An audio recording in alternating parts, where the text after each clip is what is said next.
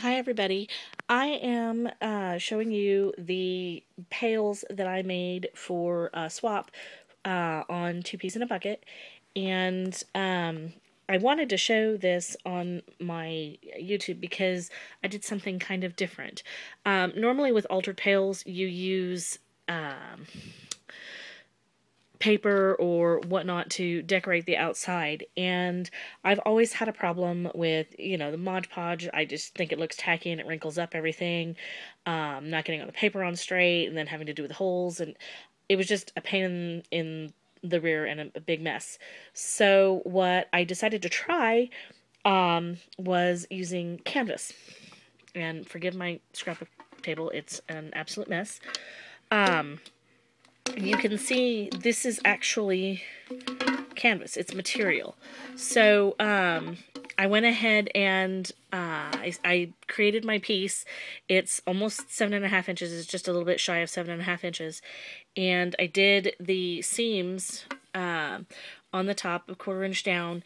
I didn't do seams on the edges because I didn't want to add any kind of bulk, because I found that when you do the edges with no bulk, it blends in really, really nicely when you're doing your decorations, and you really don't have to hide it with anything. So I really liked how that turned out.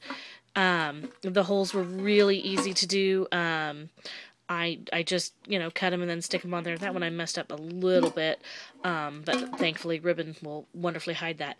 This is a better shot of that. And I start from the inside, and then I just go out to this edge. And what's really nice is, because it's material, it stretches. So when you do that, it stretches itself over the hole, so you don't have any gaps or anything else. Like I said, the other one I cut a little bit too high, so unfortunately that has a little bit of a gap on the top, but that can get hidden fairly decently with the ribbons and everything when I put them on the handle, once I get the handle in. This is just a standard 1 gallon paint bucket. And like I said, I'm not doing too much embellishment wise to the outside, because like I said, it really does hold out by itself, and it doesn't need to be embellished that much. I did use some paper like this, and then I backed it, and then of course stickled it, because I just cannot live without stickles. Did some nice toile, or tulle, however you want to pronounce it, sorry. And then the bottom, I'm really, really, really, really happy with this. I wanted to create a ruffle. I wasn't sure how to do anything with tulle, and I'm not a wonderful, fantastic, phenomenal sewer. So I went online to try and find a way to do this, and all the suggestions honestly sucked. So I went ahead and came up with something on my own. I I'll show you an example. This is one that I did that is in a different color. It's a spider web tool, which is really, really cool. I went ahead and I cut it.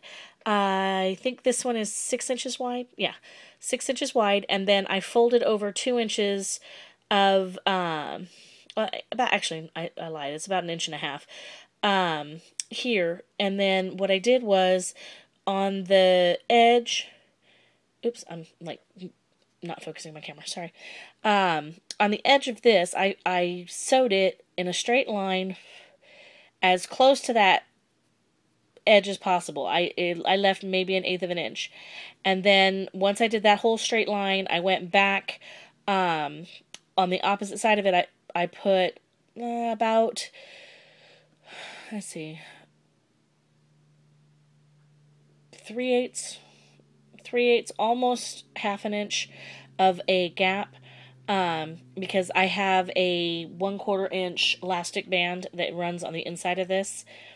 I didn't put the elastic band in there before I sewed it. I actually fed that through after all the sewing was done. And then what that did was that created this little extra ruffle on the top, which creates this little feathering here, which is kind of cool. And it turned out really, really cute. I was really happy with it. It looks kind of like a little tutu skirt, or just sits down really nice as a nice lace piece on the bottom. So again, I'm really happy with how this turned out. I did the tulle and the ribbon ties on the top to kind of give it just some funkiness. Another thing that I did here, which is kind of neat, I took, Martha Stewart had little acetate embellishments that were self-adhesive, and I just went ahead and stuck the same two on the back of each other, and punched my hole and put it on some chain to add just little, little things here and there. And then, of course, I did another piece on the back. And again, this is the Apothecary line from Echo Park. Very vintage, very worn look to it, which is really cool. I still have to do the top. I haven't quite decided what I'm going to do with that yet. That is in work, but it will be completed before Monday. And then to go with that piece, I also created a smaller one. This is the... It's not the half gallon, it's smaller than that. I want to say it's the pint, give or take. I'm not sure. But these two are both, the two pails that I got from Lowe's, and they only have these two in metal. So, whatever size that is, it's somewhere in there. Again, this is the Apothecary line. What I did was I went ahead and did embossing on the edges. Of course, I stickled the stickers because a plain sticker just doesn't go well in my book. And then, I put my ribbon and everything around the line. On the top turned out really cute. I haven't put my candy in there yet, so this isn't all the way down, and this will scrunch up nice and high. When this actually goes all the way in, it'll push it, you can see it kind of push it up like that. The reason is because there's candy going in this, which, hey, it fits. All I did was I used a coffee filter, and I distressed that with the Tim Holtz distressing ink, and a nice little dauber. I put a thing of tulle underneath and a thing of tulle on top just to give it that kind of spidery type feel. And then that will all get hammered down once I get the candy inside, and then that will be the candy jar to the gift jar, which will be this. Again, I was really, really happy with how this one turned out. I don't know how I did the bow as nice as I did, which is really funny because I suck at doing bows. But that turned out really cute.